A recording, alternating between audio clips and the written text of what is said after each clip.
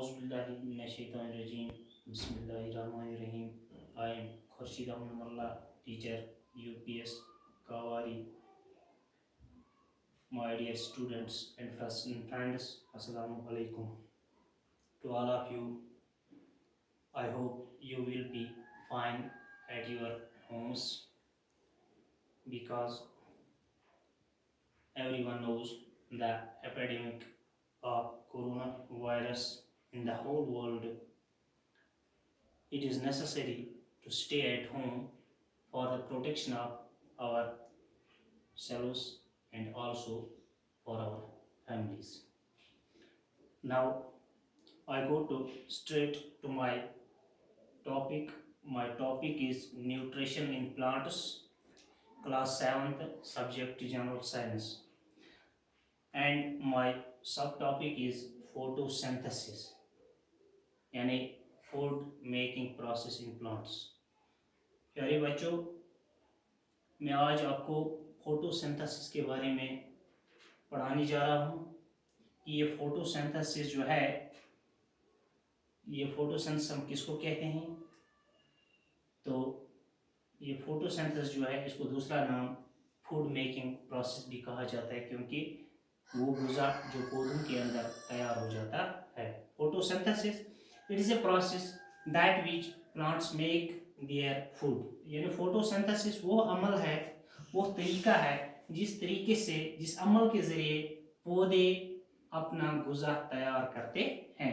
This process is called photosynthesis. तो इस अमल को हम फोटोसिंथेसिस कहते हैं। फोटो मीन्स लाइट, यानी फोटो कहते हैं रोशनी को, सिंथेसिस टू प्रिपेयर यानी तैयार करना, यानी रोशनी के जरिए जो गुज़ा तैयार हो जाता है उसको फोटोसिंथेसिस कहा जाता है। तो ये फोटोसिंथेसिस किस तरह पौधों के अंदर होती है, पौधे किस तरह ये गुज़ा अपने लिए तैयार करते हैं। तो प्यारे बच्चों, आप जानते हैं कि पौधा जो है ये मिट्टी के अंदर होता है, तो इसकी जड़ें जो है ये मिट्टी के अंदर होते हैं। तो इस मिट्टी के अंदर बहुत सारे मटेरियल्स होते हैं जो इस पौधे को अपना गुज़ा तैयार करने के लिए ज़रूरत होते हैं। तो इस मिट्टी के अंदर वाटर होती है, इस मिट्टी के अंदर मिनरल्स होते हैं। तो ये वाटर और मिनरल्स जो है ये इन्हीं जड़ों के ज़रिए, जो जड़ें इस पौधे की ज़मीन के अंदर होते हैं, इन्हीं जड़ों के ज़रिए ये पानी और ये मादनियात पौधे के अंदर एक रास्ते के ज़रिए जाते हैं और ये इन जड़ों के ज़रिए, तने के ज़रिए, शाखों के ज़रिए गुजर कर पत्तों तक पहुंच जाते हैं। जिस रास्ते के ज़रिए ये मादनियात और ये पानी पौधे के पत्तों तक पहुंच जाते हैं, इस रास्ते को जाइलम कहा जाता है। तो ये जाइलम जो है ये एक रास्ता है, ये ऐसा ही रास्ता होता है जिस तरह पानी की पाइपें होती है, इसी तरह पौधे के अंदर भी ये जो जाइलम का रास्ता होता है इसको चैनल्स भी कहा जाता है। तो इन चैनल्स के जरिए ये पानी जो है और ये मादनियात जो है पौधे के पत्ते के अंदर पहुंच जाते हैं।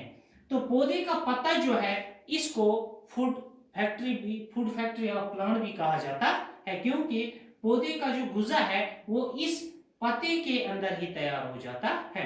तो पौधे को गुज़ा तैयार करने के लिए सिर्फ मादनियात और पानी की ही जरूरत नहीं होती है, बल्कि इसको एक गैस की जरूरत होती है जो हवा के अंदर मौजूद होता है। वो गैस जो है वो हम एक्सहेल करते हैं, यानी जो भी कोई एनिमल है वो उसको एक्सहेल करते हैं। तो आपने इसके बारे में सुना भी है और सुना भी होगा कि इस गैस को कार्बन डाइऑक्साइड कहा जाता है। यानी ये गैस जो है ये वो सांस है जो हम वापस छोड़ते हैं, और यही सांस, यही गैस हवा में चला जाता है और वहां से इसको पत्ते ले जाते हैं। तो पत्ते कैसे इसको ले जाते हैं? पत्ते इसको अपने सुराखों के जरिए ले जाते हैं। तो उन सुराखों को स्टोमेटा भी कहा जाता है या पोर्स भी कहा जाता है। तो बच्चों मैं आपको दिखाऊंगा, यहाँ पे मैंने एक शक्ल बनाई है। तो स्टोमेटा की जो आपको ये पत्ते नजर आते हैं, इसमें आपको छोटे छोटे सुराख नजर आते हैं। तो ये सुराखें जो है इनको हम स्टोमेटा कहते हैं। ये इस पत्ते की निचली वाली जो लेयर होती है, तह होती है, उसी में ये सुराख होते हैं और इन्हीं सुराखों के जरिए ये कार्बन डाइऑक्साइड जो है ये अंदर चला जाता है। तो ये गुजा तैयार करने के लिए बच्चों इस पौधे को सिर्फ इन्हीं 3 चीजों की जरूरत नहीं होती है, बल्कि इसको सूरज की रोशनी की बहुत जरूरत होती है। सूरज की रोशनी जो है वो भी इन्हीं सुराखों के जरिए इस पौधे के अंदर पहुंच जाते हैं, या क्या कहेंगे हम कि पौधा जो है इसमें एक पिगमेंट होता है जिसको क्लोरोफिल कहा जाता है। तो वो क्लोरोफिल जो है वो यहाँ पे मैं आपको एक शक्ल में दिखाऊंगा कि ये समझो ये पत्ता है, इसमें क्लोरोफिल है। तो क्लोरोफिल इस तरह का होता है। ये इसकी काम ये है कि ये सूरज की रोशनी जो है उसको कैप्चर करता है। तो कैप्चर करने के बाद इसको एनर्जी बना देता है, जो एनर्जी जो है यही एनर्जी फिर पौधे को क्या करते हैं कि गुजा बनाने में काम आती है और ये गुजा तैयार हो जाता है। तो इन पत्तों के अंदर जो सुराखें हैं इनको पोर्स भी कहा जाता है और स्टोमेटा भी कहा जाता है। तो ये स्टोमेटा भी होते हैं। तो स्टोमेटा जो है ये सुराखों की शक्ल में होते हैं। तो यहाँ पे मैंने एक शक्ल बनाई है, आप गौर से देखें, आपकी किताब पर भी दिखाई गई है यहाँ पे। तो अगर आप किताब अपनी सामने रखेंगे तो यहाँ पे एक शक्ल है। तो यहाँ पे एक खुली जगह है, तो इसके इर्द गिर्द कुछ सेल्स है। तो ये सुराख जो है इसको स्टोमेटा कहा जाता है, यानी ओपनिंग ऑफ स्टोमेटा, यानी स्टोमेटा इस वक्त खुला है और इसके इर्द गिर्द कुछ सेल्स हैं। इन सेल्स को गार्ड सेल्स कहा जाता है। तो ये गार्ड सेल्स जो है ये इसको प्रोटेक्शन देते हैं इस स्टोमेटा को। तो क्या है कि ये सारी चीजें यानी जो मादनियात जमीन के अंदर थे वो भी एक चैनल के जरिए या एक पाथ के जरिए और उसके साथ पानी भी इन जड़ों के जरिए, इस पाथ के जरिए पौधे के पत्तों में पहुंच गए और ऊपर से सूरज की रोशनी भी आ गई, उसको कैप्चर करता है क्लोरोफिल। वो एक पिगमेंट होता है, ग्रीन कलर का पिगमेंट होता है। तो वो सूरज की रोशनी को कैप्चर करता है और इस पत्ते के अंदर पहुंचा देता है। तो इसके अलावा कार्बन डाइऑक्साइड यानी वो गैस जो हम छोड़ते हैं ये हवा में चला जाता है, वहां से इन्हीं सुराखों के जरिए पत्ते इसको ले जाते हैं। तो ये सारी चीजें जब पत्ते के अंदर जमा हो जाते हैं, मिल जाते हैं, तो वहां पे इस पौधे का गुजा तैयार हो जाता है। तो ये गुजा जो है फिर और एक पाथ के जरिए, एक रास्ते के जरिए फिर जाके पौधे के हर एक हिस्से में स्टोर हो जाता है। तो उस रास्ते को फ्लोएम कहा जाता है, उस रास्ते को फ्लोएम कहा जाता है। तो इस तरह पौधा जो है ये अपना गुजा तैयार करता है।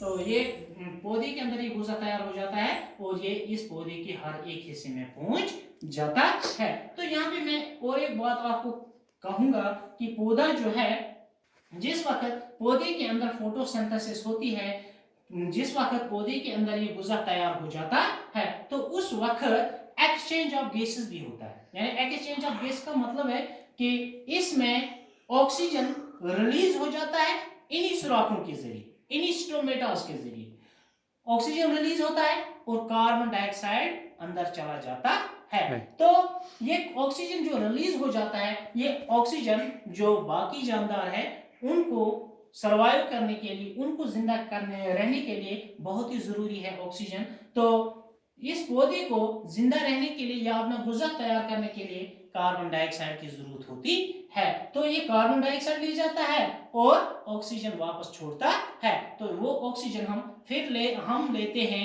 यानी इंसान लेते हैं, बाकी जानदार लेते हैं। तो इस तरह वो जिंदा रहते हैं। तो इसको हम फोटोसिंथेसिस कहते हैं। फोटोसिंथेसिस का मतलब यह है कि पौधे के अंदर गुजा तैयार करना, ये यूनिक प्रोसेस है। ये एक बिल्कुल अलग सी अमल है जो ह्यूमंस के अंदर या जो एनिमल्स के अंदर नहीं होती है, क्योंकि इनके अंदर, पौधों के अंदर अल्लाह ने एक ऐसा मैकेनिज्म रखा है, यानी लीव्स की शक्ल में तो एक मैकेनिज्म रखा है। तो ये लीव्स जो है ये अपना गुजा खुद तैयार करते हैं या ये अपना गुजा बनाते हैं। लेकिन जो ह्यूमंस है वो इनके अंदर ऐसा मैकेनिज्म नहीं है कि ये अपना गुजा खुद तैयार कर सकें। तो हम ह्यूमंस जो है या एनिमल्स जो है, तो ये सारे एनिमल्स या ह्यूमंस ये डिपेंड करते हैं पौधों पर, यानी हम मुनहसिर हैं इन्हीं पौधों पे। यानी ये जो गुज़ा तैयार करते हैं, तो एक तो ये इनको अपने लिए भी जरूरत आता है और हम भी इस गुज़ा को इस्तेमाल करते हैं। तो इस तरह ये फोटोसिंथेसिस प्रोसेस जो है, ये अमल जो है, ये पौधों के अंदर हो जाती है। तो आप जानते हैं कि यहाँ पे मैंने आपको इस पौधे के अंदर, ये पौधा है, यहाँ पे मैंने दो रास्ते दिखाए हैं। तो ये रास्ता जो है इसको जाइलम कहा जाता है और ये रास्ता जो है इसको फ्लोएम, क्योंकि ये वो गुज़ा जो गुज़ा इन पत्तों के अंदर तैयार हो जाता है, वहां से इसी रास्ते के जरिए ये गुज़ा पौधे के हर एक हिस्से में पहुंच जाता है और वहां पे स्टोर हो जाता है। तो इसको ये फ्लोएम कहा जाता है। और ये रास्ता जो है ये जमीन से मादनियात निकालती है और पानी जो है उसको ट्रांसपोर्ट करते हैं, पत्तों तक पहुंचाते हैं, तो इसको जाइलम कहा जाता है। तो आई होप बच्चों कि जो मैंने आपको ये शक्ल के जरिए भी जो दिखाया है या आपको समझाया भी है, तो मुझे उम्मीद है कि आपको ये पूरा जो लेसन है फोटोसिंथेसिस के बारे में, ये आपको अच्छी तरह समझ आया होगा। तो इस तरह अब मुझे उम्मीद है कि आपने अच्छी तरह समझा होगा।